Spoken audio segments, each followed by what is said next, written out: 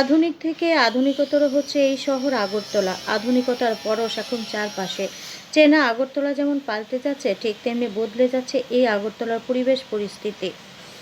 বাড়ছে বিভিন্ন অপরাধজনিত ঘটনাও। সম্প্রতি আগরতলা শহরের উত্তরে ভ্রমণ ও দর্শনের জায়গা হেরিটেজ পার্কের সন্ধ্যা অন্ধকারে ঘটল এমনই এক অসামাজিক ঘটনা, যে ঘটনা আঙুল তুলল নারী সমাজের আত্মসম্মানের দিকে।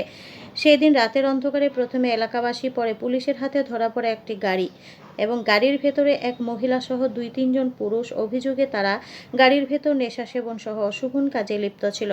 স্যার আমরা লোকালে এমপিটা কল করছে। হ্যাঁ, তো আমরা কন্ট্রোল রুম থেকে আমরা আইলাম।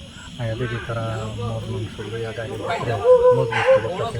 মহিলা একটা আছে আছে আর ইয়া সবাই মানে বৃষ্টি অবস্থায় আসলো। আমরা কি করতেছিল, আপনারা এসে কি দেখলেন? তারা মদ মাংস খাইতেছে আর মহিলার লগে পুষ্টি করতে করতেছে। আচ্ছা, কতজন ছেলে ৩-৪ জন ছেলে আর মহিলা? একজন। আচ্ছা, তো তাদের বাড়ি কোনখানে শুনছেন? বা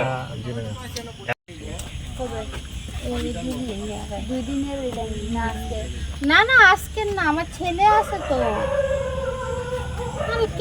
দেখা লাগেনি যে 2 দিনের আগে। জানা যায়, ধৃতদের সবার বাড়ি জিরানিয়ার দাসপাড়ায়। সূত্রের খবর, মহিলার স্বামী বাম আমল থেকে বর্তমান সময়েও মাফিয়া হিসেবে সর্বপরিচিত। কিছুদিন আগে নাকি অপরাধজনিত কাজের জন্য এলাকা ছাড়া ছিল, পরে বেশ পরিমাণ অর্থের বিনিময়ে এলাকায় ঢোকে। এহেন পুরুষের যোগ্য সহধর্মিণী যিনি ধৃত হয়েছেন, তিনিও পুরুষ সাথীরা অভিযোগ অস্বীকার করে এবং অজুহাত খাড়া করে। এটা তো কোনো অবভিয়াসলি কোনো কিছু নাই না।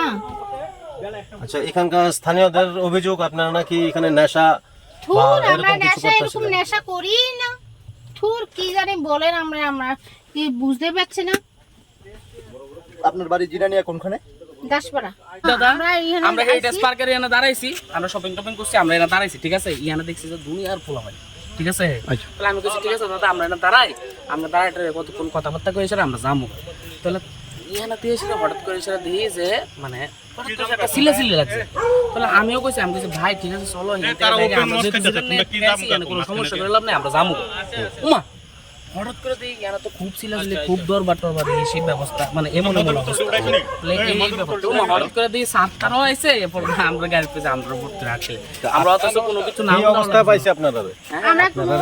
কোনো কিছু অবস্থা না, কোনো অবস্থায় না। আমরা গাড়ি বয়ে দিয়েছি, আমরা কথাবার্তা করতেছি। কি কারণে আপনারা আটকাইলো? আমরা এটা জানি না, আমরা জানি লোকাল কেলিগা।